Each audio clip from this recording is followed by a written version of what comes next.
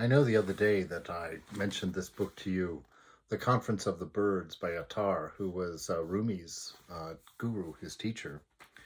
And, the beginning of the book, there's this great journey that has to be undertaken in order to see God, basically, although they couch it in a little bit of a different story. And all of these birds are making excuses for why they shouldn't be the ones to take the journey, or why the journey's not necessary, or why they're dispositionally not ready to go. And so each one of them is kind of a spiritual lesson in how to deal with all the different aspects of our characters that are argumentative with our life, with being what we want to be, or what we expressing who we are.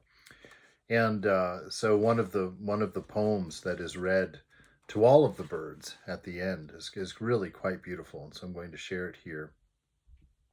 It says, "If you seek the beauty of the friend, look into your heart where the mirror hangs. Turn to your heart and see the beloved's face. Polish your soul to reflect the beloved's grandeur. Your sovereign resides in that glorious palace lit by the rays radiating from its ravishing face.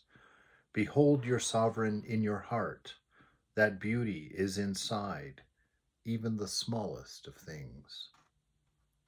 Whatsoever wears the shape of anything in existence has come from the shadow of that beautiful Simorg.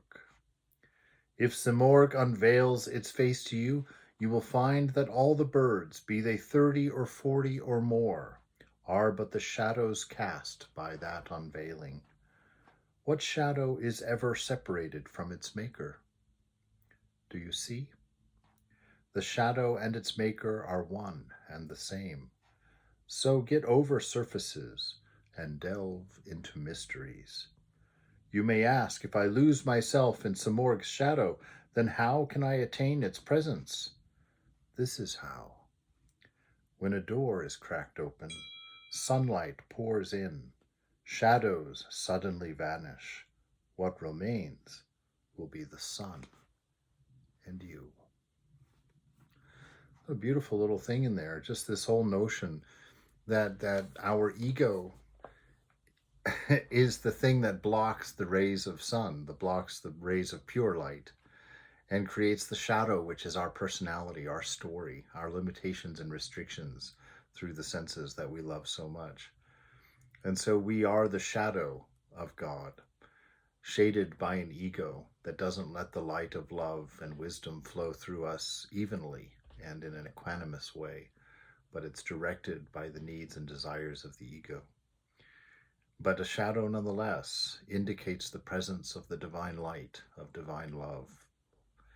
And so we can even take our shadow as an encouragement of the presence of God and know ourselves to be that divine in nature, the potential for pure love, the potential for an infinite wisdom.